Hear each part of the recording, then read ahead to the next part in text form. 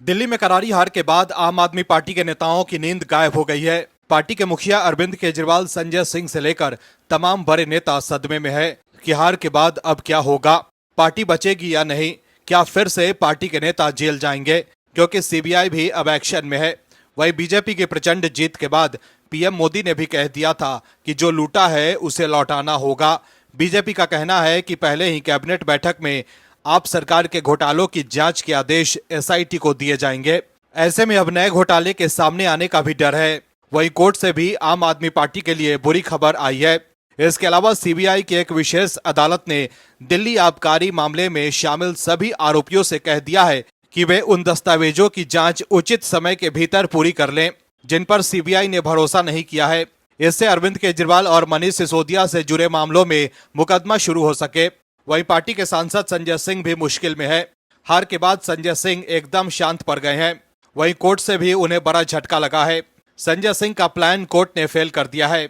संजय सिंह विदेश जाने के फिराक में थे, लेकिन उन्हें झटका लगा है। संजय सिंह का खेल अब खत्म हो गया है। इस खबर में आगे आपको बताएंगे सब कुछ डिटेल में कि कैसे आम आदमी पार्टी के नेताओं की बढ़ गई है चिंता और कैसे 500 करोड़ को लेकर फंस गए हैं, वो भी बताएंगे आपको इस खबर में। तो बने रहिए हमारे साथ अंत तक और देखिए हमारी ये खास रिपोर्ट। साथ ही आप दर्शकों से विनम्र निवेदन है कि अगर अब तक आपने चैनल को सब्सक्राइब नहीं किया है तो अभी कर लीजिए।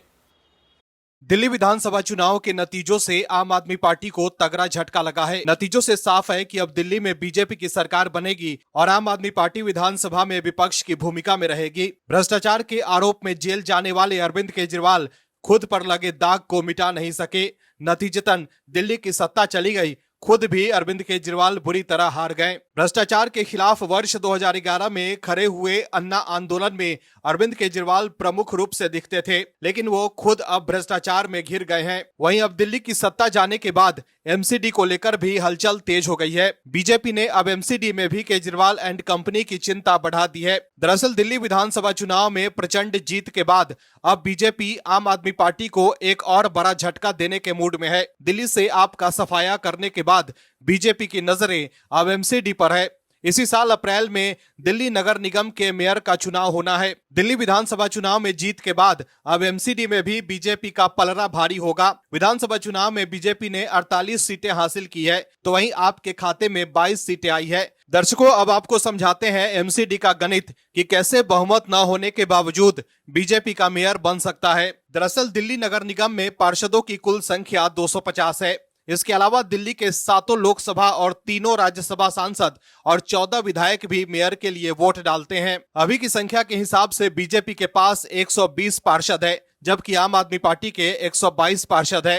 हालांकि बीजेपी के 8 पार्षदों ने विधानसभा चुनाव लड़ा और वे सभी चुनाव जीत गए, तो वहीं आम आदमी पार्टी के 3 पार्षद चुनाव जीते हैं। वहीं मनोनीत पार्षद राजकुमार भाटिया भी चुनाव जीत गए हैं। हालांकि मनोनीत पार्षद मेयर के चुनाव में वोट नहीं कर सकते हैं, वो सिर्फ जोन के चुनाव में मतदान कर सकते हैं। इसके अलावा पश्चिमी दिल्ली से बीजेपी की पार्षद रही कमलजीत सहरावत सांसद का चुनाव जीत चुकी हैं। विधानसभा चुनाव में जीते और मनोनीत पार्षदों की रिक्त स्थानों को मिला दें तो पार्षद की 12 सीटों पर उपचुनाव होने हैं और एक मनोनयन होना है जो उपराज्यपाल करेंगे। इस हिसाब से वर्तमान में बीजेपी के पास फिलहाल कुल 112 पार्षद और आम आदमी पार्टी के पास कुल 119 पार्षद हैं। दर्शकों, आपको बता दें कि मेयर का पिछला चुनाव नवंबर 2024 में हुआ था, लेकिन कार्यकाल केवल 5 महीने का है। तब आपके महेश खींची बीजेपी के किशन लाल से केवल 3 वोटों से ही जीत पाए थे। मेयर चुनाव में कुल 263 वोट डाले गए थे, जिसमें महेश खींची को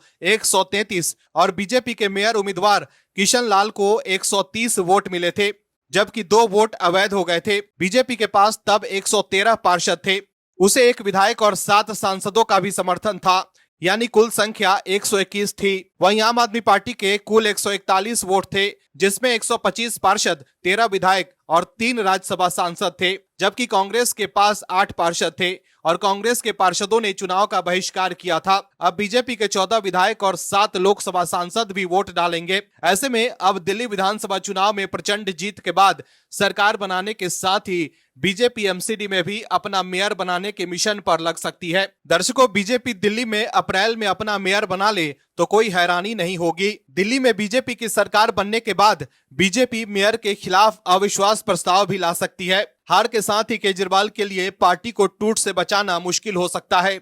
आपके पार्षदों और विधायकों को पार्टी के साथ जोड़कर रखना अरविंद केजरीवाल के लिए बड़ी चुनौती है। यही वजह है कि नतीजे आने के साथ ही अब वो अपने घर पर मीटिंग कर रहे हैं। पहली बार आप दिल्ली में सत्ता से बाहर हुई है।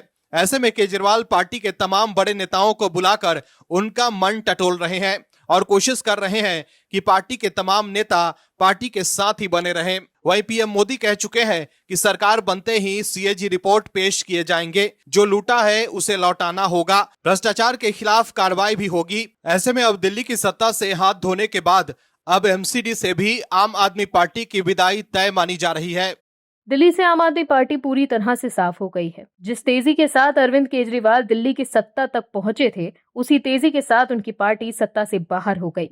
केजरीवाल खुद चुनाव हार गए हैं। ऐसे में आप समझ सकते हैं कि केजरीवाल अब देश के सामने एक्सपोज हो गए हैं। एक बार आम आदमी पार्टी के तमाम बड़े नेता चुनाव हार गए हैं। केजरीवाल के अलावा मनीष सिसोदिया, सत्येंद्र जैन, सौरभ भारद्वाज, दुर्गेश पाठक, सोमनाथ भारती सहित तमाम बड़े नेता चुनाव हार चुके हैं। हालांकि आतिशी की जीत हुई है।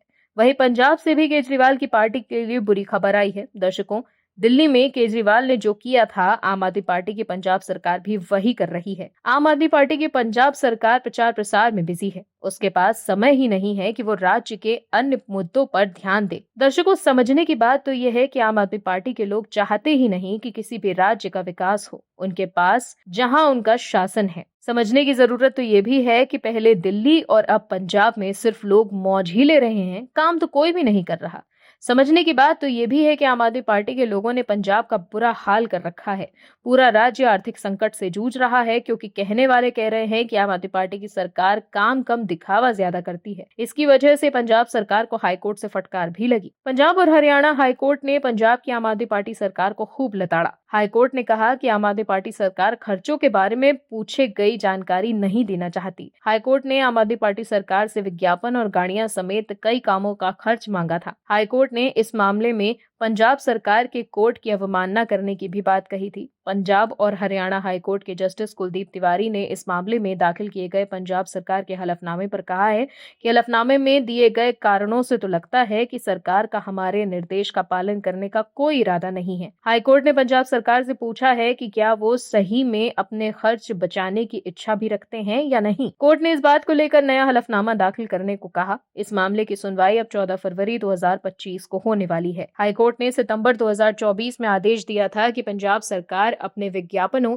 नई गाड़ियों, मंत्री विधायकों के आवास पर होने वाले खर्च और दिल्ली की अदालतों में केस मुकदमे लड़ने के लिए खर्च का ब्यौरा दे। हाईकोर्ट में ये ब्यौरा कई अस्पतालों की याचिकाओं की सुनवाई पर मांगा गया था। अस्पतालों ने आरोप लगाया था कि केंद्र सरकार के पैसा देने के बावजूद पंजाब की भगवंत मान की सरकार उनका 500 करोड़ रुपए का बकाया भुगतान नहीं कर रही। ये पैसा आयुष्मान योजना का था और अस्पतालों को मरीजों के इलाज के एवज में मिलना था। हाईकोर्ट में पंजाब सरकार पैसा न देने के मामले पर साफ जवाब नहीं दे पाई थी। इसके बाद हाईकोर्ट ने आदेश दिया था कि सारे खर्चों का एक विस्तृत ब्यौरा उसे दिया जाए। हालांकि पंजाब सरकार ने ये दाखिल नहीं किया। इस मामले में जब 23 जनवरी 2025 को सुनवाई हुई तो कोर्ट ने कहा कि पंजाब सरकार ने रिकॉर्ड ना देकर अवमानना की है। इसके बाद हुई सुनवाई में उसने पंजाब सरकार की मंशा पर भी प्रश्न उठाए। हालांकि ये कोई पहली बार नहीं है जब पंजाब सरकार से उसके विज्ञापन जैसे खर्चों का रिकॉर्ड मांगा गया हो। इससे पहले हाल ही में फोरेंसिक सुविधाओं के लिए जब पंजाब से पैसा मांगने की बात हुई थी तो हाईकोर्ट ने यही जानकारी फिर मांगी थी। तो देखा आपने कैसे आम आदमी पार्टी अब एक्सपोज होती जा रही है। दिल्ली की जनता ने तो झटका दे ही दिया,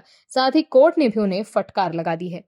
पार्टी के बड़बोले सांसद संजय सिंह की आफत कोर्ट ने बढ़ा दी है। दर्शकों, दिल्ली में जनता ने तो आम आदमी पार्टी को नकार ही दिया है, साथ ही अब उनके द्वारा किए गए कामों की भी जांच शुरू होने वाली है। बीजेपी का कहना है कि पहले ही कैबिनेट बैठक में एसआईटी जांच के आदेश दिए जाएंगे। ऐसे में अब आम आदमी पार्टी ने अपने 2 टर्म में दिल्ली में क्या किया है उसका खुलासा हो सकता है। वहीं दूसरी तरफ पार्टी के तमाम बड़े नेता भ्रष्टाचार के मामले में फंसे हुए हैं। संजय सिंह भी शराब घोटाले मामले में 6 महीने जेल में रहकर आए हैं। फिलहाल वो जमानत पर बाहर हैं, लेकिन कोर्ट ने उन्हें झटका दिया है। कोर्ट ने संजय सिंह के मंसूबों पर पानी फेर दिया है। दरअसल दिल्ली में सत्ता से बाहर होने के बाद अब पार्टी के बड़े नेता सदमे में है। वो समझ ही नहीं पा रहे हैं कि आखिर कैसे पार्टी के मुखिया अरविंद केजरीवाल भी चुनाव हार गए। इस हार के बाद पार्टी के सांसद संजय सिंह भी शांत पड़ गए हैं। बात बात पर बीजेपी पर हमला बोलने वाले संजय सिंह अब बदले बदले से लग रहे हैं। ना कोई प्रेस कॉन्फ्रेंस और ना ही कोई सख्त तेवर, वो एकदम नरम पड़ते जा रहे हैं। वहीं उनके विदेश जाने के मंसूबों पर भी कोर्ट ने पानी फेर दिया है। संजय सिंह विदेश जाने के लिए तिगरम भिरा रहे थे, लेकिन कोर्ट से उन्हें झटका लगा है। दरअसल राउज एवेन्यू कोर्ट की एक विशेष अदालत ने हाल ही में राज्यसभा सांसद संजय सिंह की जमानत की शर्त में संशोधन किया है। संजय सिंह ने जमानत की शर्तों में संशोधन और अपने राजनयिक पासपोर्ट को जारी करने की मांग की थी, लेकिन अदालत ने उन्हें झटका देते हुए उनका राजनयिक पासपोर्ट जारी करने से इनकार कर दिया है। वो दिल्ली आबकारी नीति से जुड़े मनी लॉन्ड्रिंग मामले में आरोपी हैं। विशेष न्यायाधीश कावेरी बावेजा ने आप सांसद संजय सिंह की याचिका को आंशिक रूप से स्वीकार करते हुए ये आदेश पारित किया। उन्होंने जमानत की शर्तों में संशोधन